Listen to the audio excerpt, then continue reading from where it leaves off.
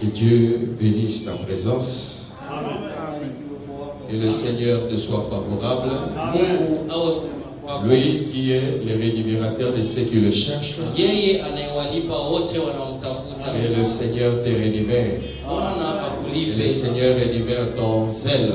Il te dit ceci: l'ange de l'Éternel campe autour de ceux qui les craignent et les arrache des dangers. Que le Seigneur t'arrache de tout danger au nom de Jésus. Et l'armée d'Israël soit pour ta protection au nom de Jésus. Et le Seigneur te donne la foi. Amen. Il te donne la paix. Et la grâce soit ton partage. Que Dieu te bénisse, bien-aimé. Tu vas te mettre debout. Nous allons lire les Écritures. Nous sommes dans le livre de Luc, chapitre 16. Le verset 14, je lis au nom de Jésus. Il s'approcha et toucha le cercueil. Ceux qui le portaient s'arrêtèrent. Il dit: jeune homme, je te l'ai dit, lève-toi. Parole du Seigneur. Bien-aimé, prends Deutéronome chapitre 24. Deutéronome chapitre 24. Nous lisons le premier verset. Nous sommes ensemble. Lorsqu'un homme aura pris et épousé une femme qui viendra à ne pas trouver grâce à ses yeux,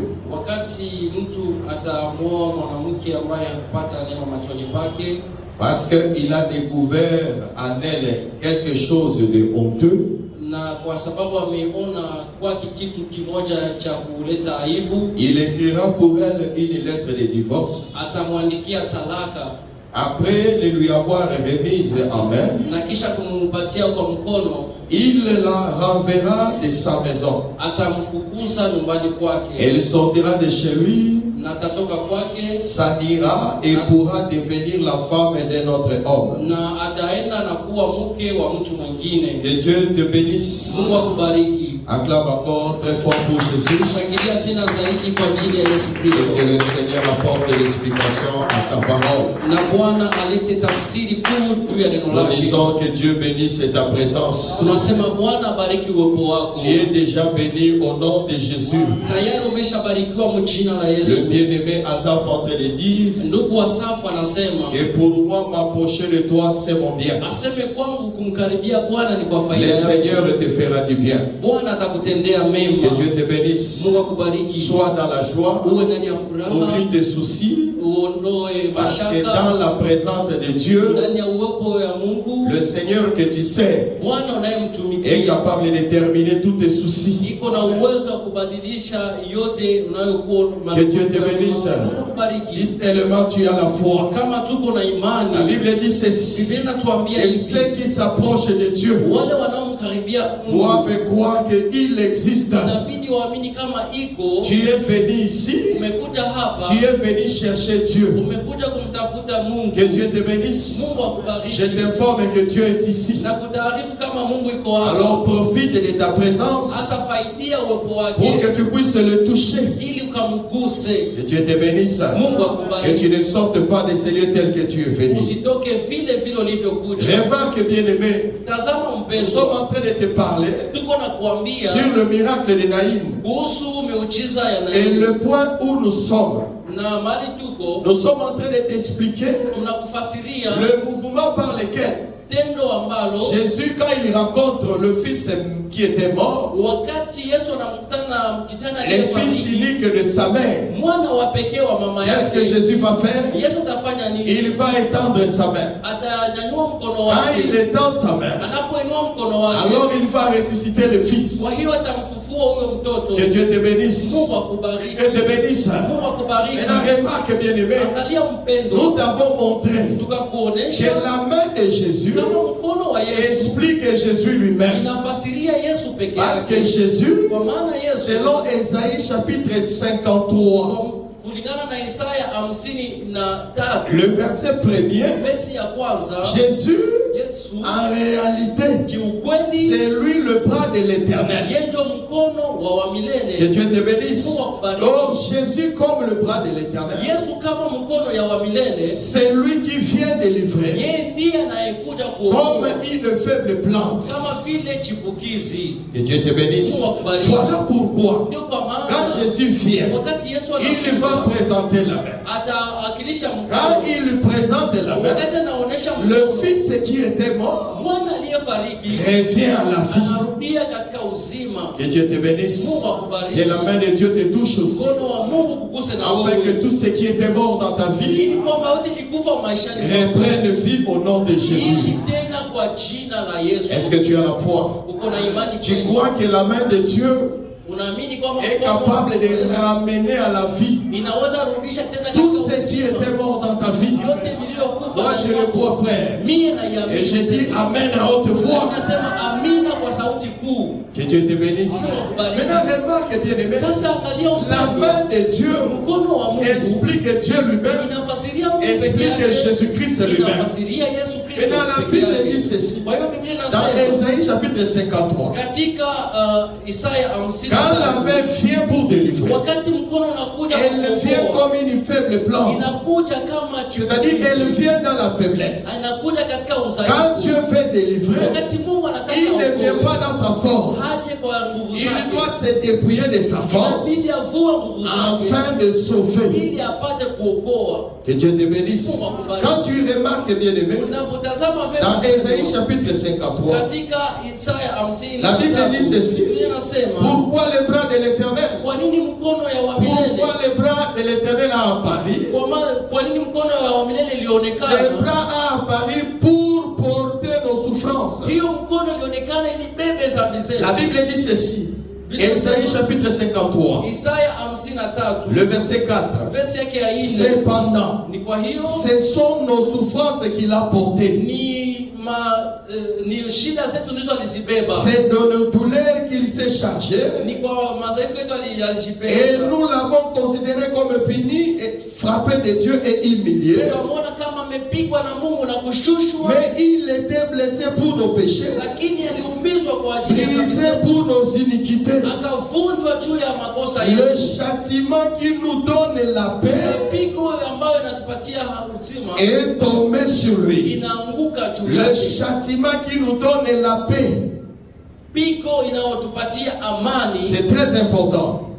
Qui nous donne la paix est tombé sur lui. Et c'est par ses meurtrissures que nous sommes guéris. Que Dieu te bénisse. Que Dieu te bénisse. Christ est mort à la croix. Tu dois être en bonne santé. Que Dieu te bénisse. Papa Francine, tu es guéri au nom de Jésus. Que Dieu te bénisse. Tous les médecins de ce monde, ce sont les médecins de néant. Le véritable médecin auprès de qui tu dois avoir confiance, c'est le Seigneur de gloire, Jésus-Christ. Quand tu te présentes devant le Seigneur, tu dois avoir la confiance que je suis devant mon Créateur. C'est lui qui a créé ces corps. C'est le même qui est capable de te donner la guérison. Maman Francine, reçois ta guérison au nom de Jésus. Au nom de Jésus, reçois ta guérison. Que Dieu te bénisse. Et la remarque bien aimée, quand le bras apparaît, c'est pour porter nos péchés, c'est pour porter nos iniquités, c'est pour tout nous mettre en paix avec Dieu. Parce que la Bible dit ceci: le châtiment qui nous donne la paix est tombé sur lui. C'est-à-dire, avant que la main ne soit présentée, nous étions en inimitié avec Dieu. Que Dieu te bénisse. Christ apparaît. Il enlève la colère. Voilà pourquoi nous avons montré que la main de Dieu qui apparaît comme une faible plante, c'est Abigail. Que Dieu te bénisse. Parce que tu vas remarquer, quand David était dans sa colère pour frapper Nabal, c'est lui qui a arrêté la colère de David. La colère de David, c'est Abigail. Que Dieu te bénisse. Nous avons montré que Nabal est un homme méchant, un homme insensé, un ingrat. Que Dieu te bénisse. Amen. Il n'a pas voulu donner à manger à David, malgré tout ce que David avait fait. Cela a suscité la colère. David s'est mis en colère, non seulement sur Nabal, mais sur toute sa maison. Nous avons montré ici que David est véritable, c'est Dieu lui-même. Nabal, c'est Adam, et toute l'humanité qui était morte en Adam. Nous étions tous sous la colère de Dieu. Éphésiens chapitre 2 verset 3. La Bible dit ceci: nous étions le fils de la colère. Que Dieu te bénisse. Qui avait péché? C'est Adam. Nabal, c'est lui qui a péché. Mais quand David vient frapper, il frappe et sa colère s'étend sur toute la maison de Nabal. Que Dieu te bénisse. Pour que la colère sorte, il a fallu la présence d'Abigail. Nous avons montré qu'Abigail le véritable, c'est le Seigneur de gloire. Le châtiment qui devait tomber sur la maison de Nabal, Abigail a accepté de porter ça. Il a dit ceci: ne tiens pas compte de la folie de cet homme. Il est méchant. La folie est attachée à lui. Que la faute de Nabal tombe sur moi. Que Dieu te bénisse. Quand David a écouté, il a reçu la nourriture et la main d'Abigail. Il n'a plus frappé. Que Dieu te bénisse. Véritable Abigail qui a donné la nourriture, c'est le Seigneur de gloire Jésus. Nabal n'a pas donné la nourriture. Oh, Jésus dit, Jean chapitre 4 verset 34, ma nourriture, c'est de faire la volonté de mon Père. Adam n'a pas fait la volonté du Père. Voilà pourquoi il était sous la colère. Quand Jésus est venu, comme le véritable Abigail, lui il a fait la volonté du Père. Il pouvait dire à la croix, tout est accompli. Et Dieu te bénisse. Voilà pourquoi, bien-aimé, tu n'es plus sous la colère. Tu es réconcilié avec Dieu. La Bible dit ceci dans 1 Thessaloniciens chapitre 1 verset 10, que Jésus nous a délivrés de la colère à venir. Que Dieu te bénisse. Acclame très fort pour Jésus. Jésus t'a réconcilié. Tu es maintenant en bon terme avec David. Que Dieu te bénisse. Remarque, bien-aimé, le Seigneur Jésus-Christ, la Bible dit ceci dans les livres des Hébreux, Hébreux chapitre 1er, le verset 1er. Là on est en train de dire que l'Éternel, il parle la même chose, mais à plusieurs reprises, mais de plusieurs manières. Que Dieu te bénisse. Remarque, bien-aimé, chez Nabal, chez Nabal, c'est lui qui a arrêté la colère. C'était Abigail. Et je te présente comme le bras de l'Éternel qui a paru comme une faible plante. Mais lorsque tu vas dans Genèse chapitre 9, tu vas rendre compte que là aussi, l'Éternel s'était mis en colère. Que Dieu te bénisse. Genèse chapitre 3. La Bible dit ceci. Après le déluge, Dieu va dire ceci. Je vais faire alliance avec les êtres vivants. Je ferai alliance avec Noé. Je ne vais plus frapper la terre par les déluges. C'est-à-dire les déluges, c'était l'expression de la colère de Dieu. Maintenant Dieu va dire à Noé que je ne veux plus frapper, je ne veux plus manifester ma colère. Je veux faire alliance avec toi, et par cette alliance, je ne veux plus manifester ma colère. Et qu'est-ce que je vais faire? Je vais mettre un arc dans le nuée. Que Dieu te bénisse. Dieu dit ceci. Chaque fois que je voudrais frapper la terre et que je vois l'arc, je vais me repentir de frapper. Que Dieu te bénisse. Genèse chapitre 9, le verset 13. J'ai placé mon arc dans la nuée, et il servira de signe d'alliance entre moi et la terre. Quand j'aurai rassemblé le nuage au-dessus de la terre, l'arc apparaîtra dans le nuée, et je me souviendrai de mon alliance entre moi et vous. Et tous les êtres vivants, et toutes les chairs, et les eaux ne viendront plus. Les eaux ne deviendront plus un déluge pour détruire toutes les chairs. Verset 16. L'arc sera dans la nuée. Je le regarderai pour me souvenir de l'alliance perpétuelle entre Dieu et tous les êtres vivants. Et toutes les chairs sur la terre. Que Dieu te bénisse. La Bible dit ceci. Dieu va placer l'arc. À partir de cet arc, c'est un signe. Quand Dieu regarde l'arc, Dieu ne peut plus manifester sa colère. Que Dieu te bénisse. Et la colère de Dieu était manifestée comment? Par les déluges. Que Dieu te bénisse. Il dit quand je rassemblerai les nuages,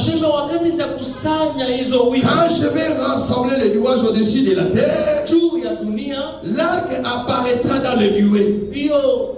Quand je verrai l'arc, je me souviendrai de mon alliance. C'est-à-dire l'arc-en-ciel apaise la colère de Dieu. Que Dieu te bénisse. Est-ce que je parle de cet arc de Bukavu? Non, bien-aimé. Que Dieu te bénisse. Parce que même avec cet arc, bien-aimé, malgré la présence de l'arc que tu vois au Bukavu, c'est moi qui connais des tsunamis et grandes inondations. Que Dieu te bénisse. Que Dieu te bénisse. Les seigneurs ne se donnaient pas la peine de parler de cet arc-là. Et moi, je ne suis pas non plus en train de parler de l'arc-en-ciel. Que Dieu te bénisse. L'arc-en-ciel dont je suis en train de parler, c'est celui dont Ézéchiel a parlé. Que Dieu te bénisse. Ézéchiel est en train de parler de l'arc-en-ciel. Ézéchiel,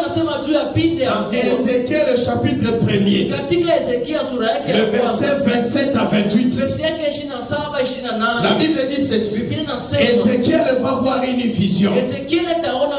Dans cette vision, Ézéchiel va voir Dieu sur son trône. Quand il voit Dieu sur son trône, la Bible dit ceci. Il y avait une lumière. Une lumière éclatante qui entourait le trône de Dieu. Que Dieu te bénisse. Maintenant la Bible dit ceci. Ézéchiel est dans sa vision. Il dit ceci. Et cette grande lumière, cette lumière éclatante, avait l'aspect d'un arc-en-ciel. Il avait l'aspect d'un arc-en-ciel qui sort pendant la pluie. Que Dieu te bénisse. Est-ce que tu as trouvé l'écriture? Nous sommes en train de gagner le temps. Retiens l'écriture, tu liras la maison. Il dit que la lumière éclatante qui entoure le trône ressemble avait l'aspect de l'arc-en-ciel. Que Dieu te bénisse. Et la Bible dit ceci. Il vient maintenant interpréter. Il dit que cet arc-en-ciel qui est en d'autres termes cette lumière éclatante qui entoure le trône, c'était l'image de la gloire de Dieu. Que Dieu te bénisse. C'est-à-dire l'arc-en-ciel, c'est l'image de la gloire de Dieu. C'est-à-dire l'image de la gloire de Dieu. C'est cette image-là qui arrête la colère, qui nous met en paix avec Dieu. Que Dieu te bénisse. Or, l'image de la gloire de Dieu, c'est le Seigneur de gloire, Jésus-Christ. La Bible dit ceci. Hébreux chapitre 1er, le verset 1er. Après avoir autrefois, à plusieurs reprises et de plusieurs manières, parlé à nos pères et par le prophète, Dieu dans ces derniers temps nous a parlé par le Fils. Écoutez bien aimé, Dieu nous a parlé par le Fils, qu'il a établi héritier de toutes choses, par lesquelles il a aussi créé le monde, et qui étant le reflet de sa gloire. Que Dieu te bénisse. Le reflet de la gloire de Dieu, l'arc-en-ciel véritable qui arrête la colère, c'est le Seigneur de gloire Jésus-Christ. Acclamez très fort pour Jésus. Acclamez très fort pour le Seigneur. Aujourd'hui tu es réconcilié avec Dieu à cause de l'arc-en-ciel, à cause du Seigneur de gloire Jésus. Personne ne peut t'accuser, personne ne peut te condamner. Que Dieu te bénisse. Maintenant remarque bien aimé, la Bible dit ceci: la vérité est établie par la déposition de des témoins. Ézéchiel a vu le trône de Dieu. Quand il a vu le trône de Dieu, il a vu que le trône de Dieu était environné d'un arc-en-ciel qu'il appelle la gloire de Dieu. Que Dieu te bénisse. Je vais te dire, Ézéchiel n'est pas le seul qui a vu le trône de Dieu. Jean aussi, il a vu aussi le trône de Dieu. Apocalypse chapitre 4, le verset 2. La Bible dit ceci: aussitôt je suis ravi en esprit, et voici il y avait un trône dans le ciel, et sur ce trône quelqu'un était assis, comme dans Ézéchiel chapitre 1er. La Bible dit ceci: celui qui était assis avait l'aspect d'une pierre de jaspe et de sardoine. Et le trône était entouré d'un arc-en-ciel semblable à l'émeraude. Que Dieu te bénisse. L'arc-en-ciel est de notre côté, on le présente comme la gloire de Dieu. Mais quand Dieu vient parler avec les gens, il vient donner une précision. Il dit que cet arc-en-ciel qui entoure le trône, qui est la gloire de Dieu, cet arc-en-ciel-là ressemble à l'émeraude. Que Dieu te bénisse. Remarquez bien aimé, si Jésus sur l'arc-en-ciel, c'est que Jésus c'est lui le véritable émeraude. Que Dieu te bénisse. C'est quoi l'émeraude? L'émeraude c'est une pierre précieuse. Que Dieu te bénisse. C'est comme les diamants. Que Dieu te bénisse. Voilà, émeraude, pierre précieuse. L'émeraude, c'est la couleur de l'arc-en-ciel. Que Dieu te bénisse. Voilà pourquoi je disais au frère Ernest. Frère Ernest, quand la Bible dit que la nature nous enseigne, ce n'est pas toute nature. C'est la nature écrite. Que Dieu te bénisse. Si tu veux enseigner sur l'arc-en-ciel, tu verras l'arc-en-ciel tel que tu le vois dans la nature. Cet arc-en-ciel a plusieurs couleurs. Mais l'arc-en-ciel, selon les Écritures, il a la couleur de l'émeraude. Que Dieu te bénisse. Or, l'émeraude, c'est une pierre précieuse qui a la couleur verte. Donc, si tu veux expliquer l'arc-en-ciel, c'est-à-dire tu dois expliquer l'arc-en-ciel selon 2 Timothée chapitre 3 verset 17. Toute écriture est inspirée de Dieu. Utile pour enseigner. Ce qui nous enseigne, c'est l'écriture. Que Dieu te bénisse. La nature peut être enseignée seulement comme un exemple. Que Dieu te bénisse. Comme Jésus parlait des paraboles. Mais prendre quelque chose de la nature, révéler la pensée de Dieu cachée dedans, ça, il faut partir de l'écriture. Que Dieu te bénisse. Mais la remarque bien aimée, l'arc-en-ciel qui arrête la colère, c'est Jésus-Christ. Que Dieu te bénisse. Oh, l'arc-en-ciel, on est en train de dire dans l'Apocalypse qu'il était semblable à l'émeraude. Donc Jésus, il est aussi semblable à l'émeraude comme le véritable arc-en-ciel. Que Dieu te bénisse. Est-ce qu'on se comprend? Que Dieu te bénisse. Que Dieu te bénisse. Acclamez d'abord très fort pour Jésus. Sois dans la paix, bien-aimé. Sois dans la paix. Je vais atterrir dans ta vie. Que Dieu te bénisse. Je suis en train de monter d'abord avec les ailes. Je vais rattraper les Autriches. Je vais rattraper les Autriches.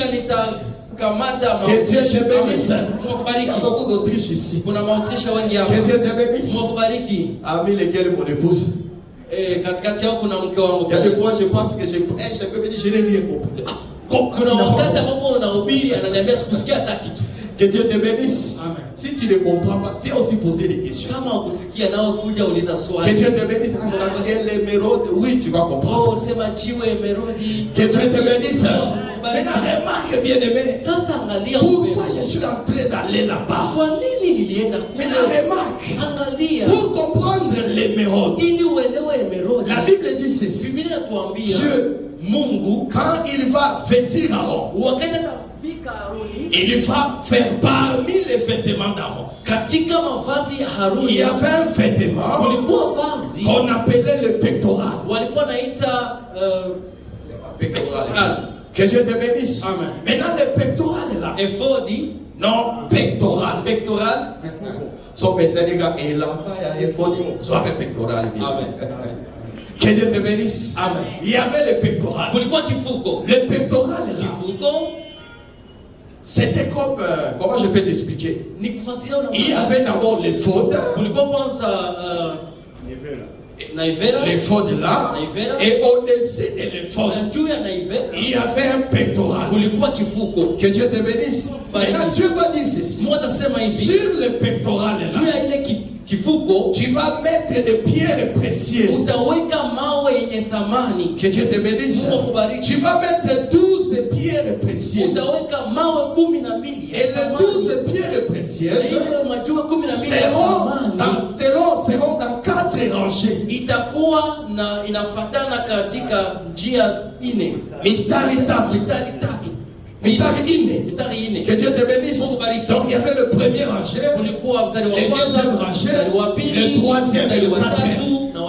Que Dieu te bénisse.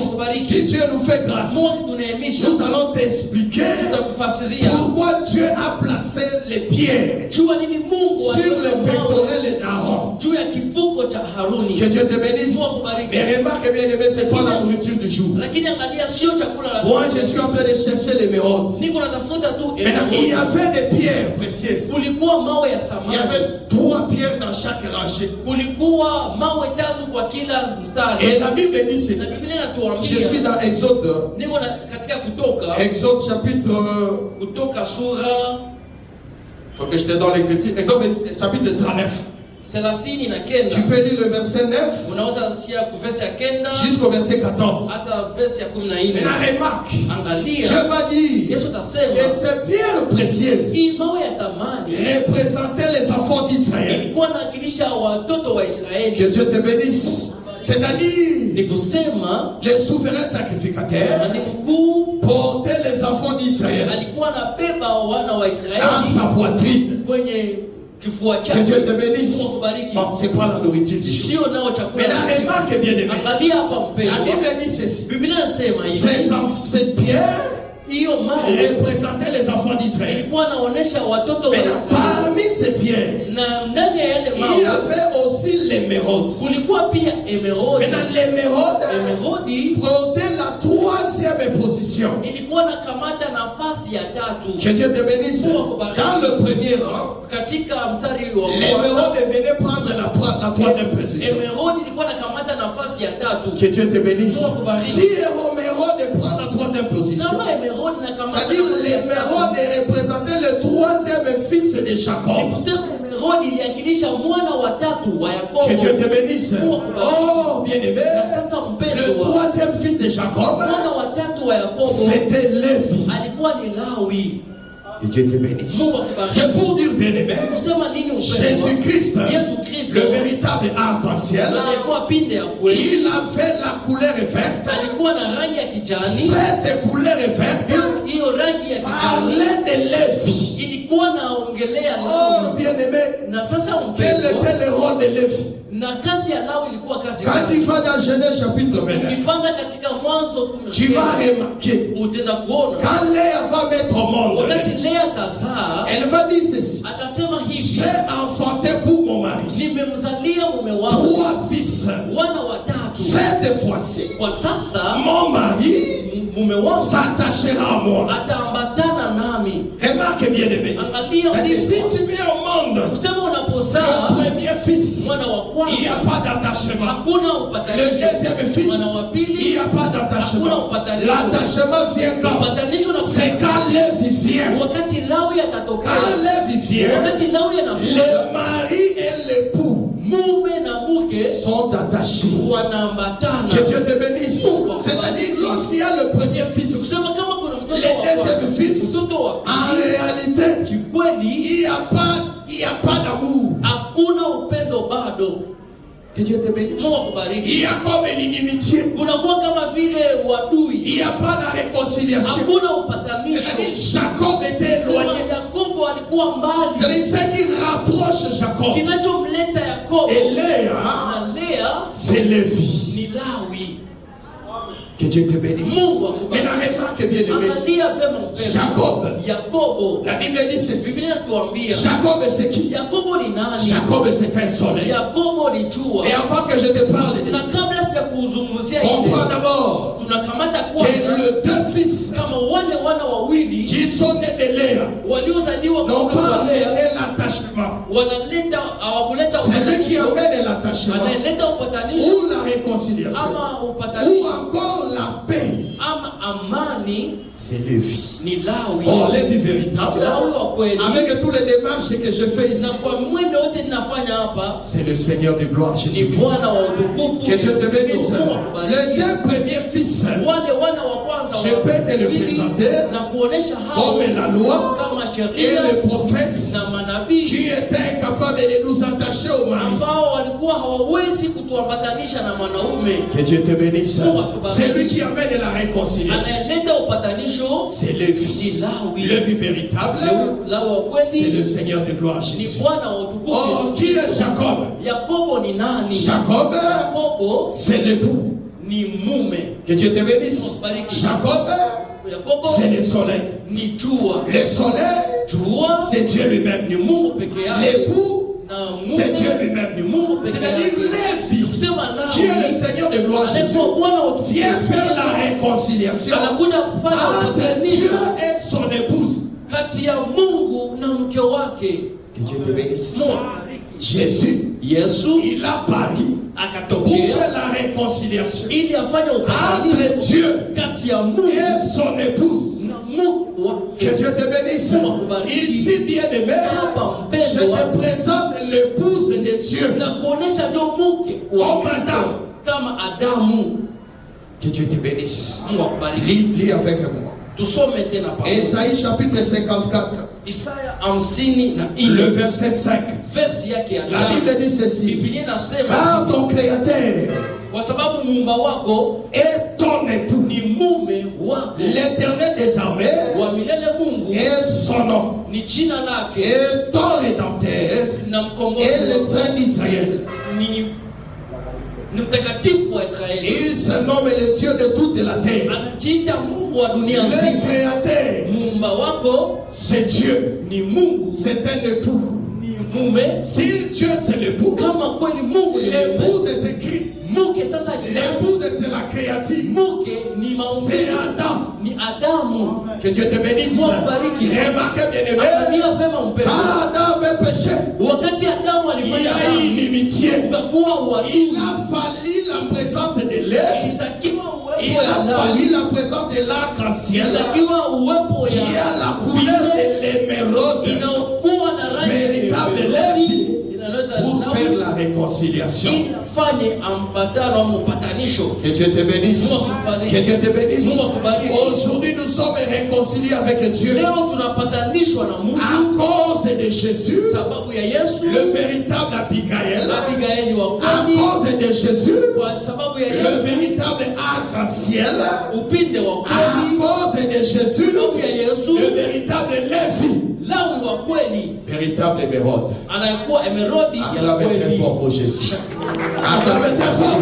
Shangilia sana tena, shangilia tena sana. Récupérer les Autriches. Na pale naweza kamata Les sasa Autriches, venez. Autriche muje. Que Dieu te bénisse. Maintenant, remarquez bien aimé.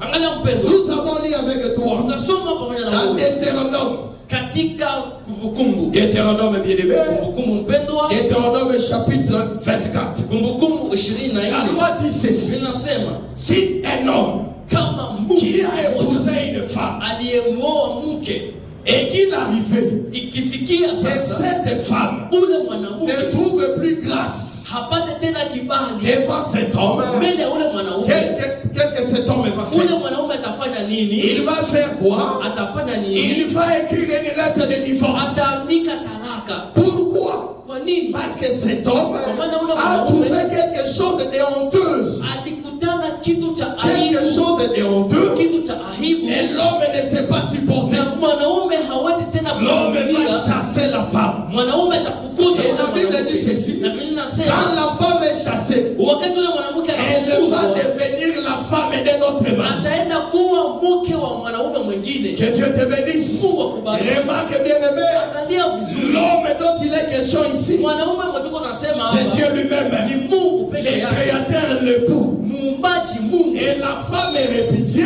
na mwanamke aliyefukuzwa c'est Adam. ni Adamu. Pourquoi Adam était répudié? Sababu gani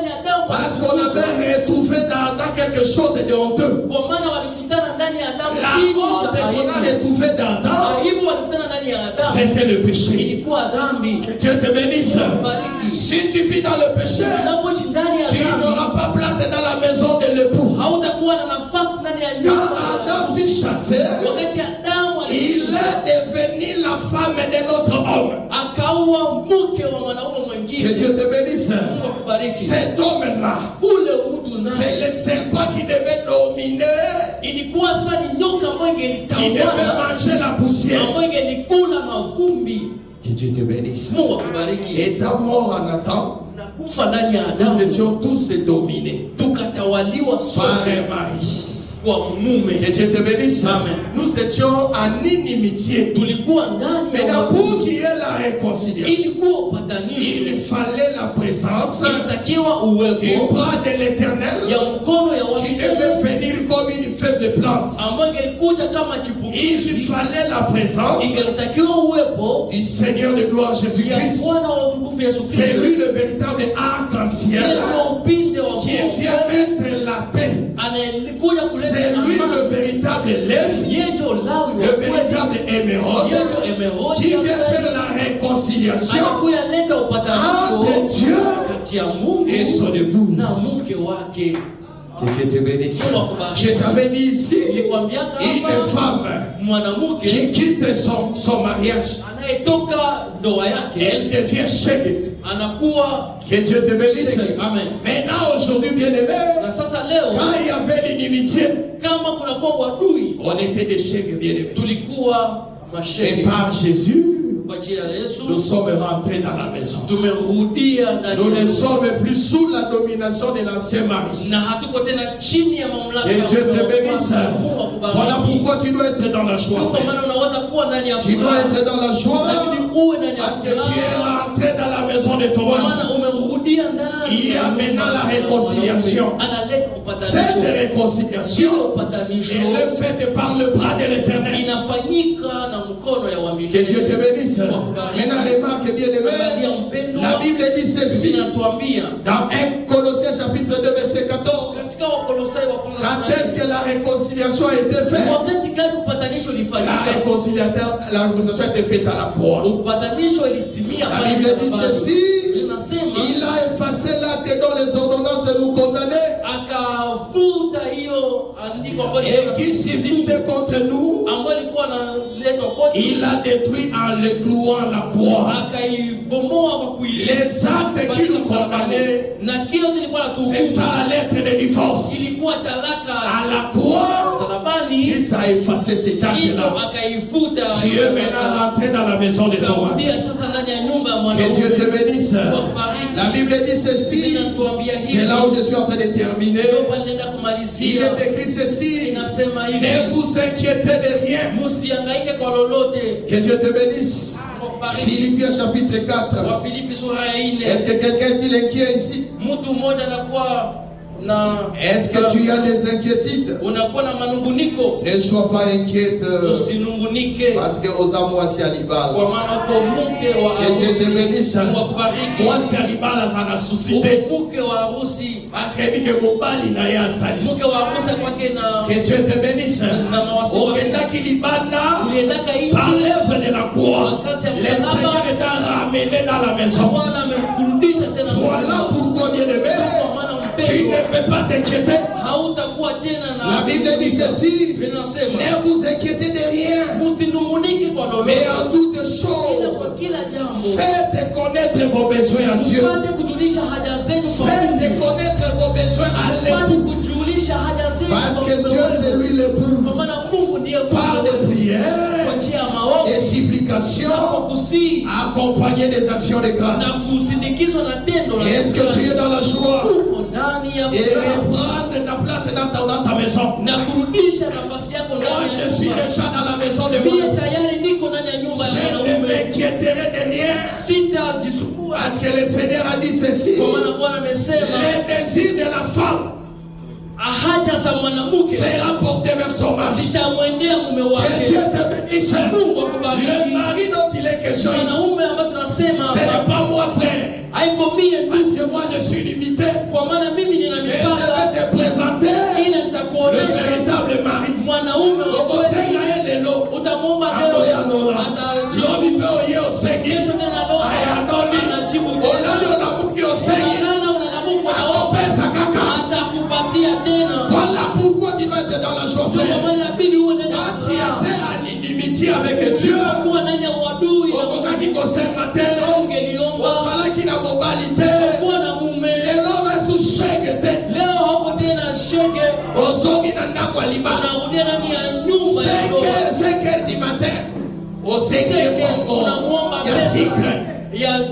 yeye hata kataa. Wala usichoke kumwomba Mungu. Mungu mwachoka. Inatuambia haja za mwanamke zitaelekea mume atatawala. Recevez la grâce de Dieu. Pokea neema ya Mungu. Restez en paix au nom de Jésus. Bakia ndani ya amani katika jina. Pour les rois des rois. Shangilia tena kwa makofi na Vous êtes déjà dans la maison du mari. tumesharudia katika Ne nyumba vous inquiétez de rien. na usijisumbue Mais kwa si tu lolote. as un problème, Hata kama una à shida, moins que tu aies une femme divorcée, pengine tu na mke, à moins que tu aies encore auprès de l'ancien mari. pengine tu kwenye mwanaume wa Et si tu zamani, as laissé l'ancien mari, lakini kama umeacha mwanaume wa même zamani, si tu manques aujourd'hui, hata unakosa leo, la Bible dit ceci, tuambia il fait chaque bonne chose anafanya kila kitu à son chema temps. kwa wakati Dans wake, le temps de Dieu, wakati wa Mungu et il te donnera la joie. atakupatia. Restez dans la paix du Seigneur. Pokea amani, Recevez la paix de Dieu. pokea amani, Recevez la joie de Dieu. pokea furaha, C'est que vous avez mon cœur. Et le Seigneur vous l'accorde.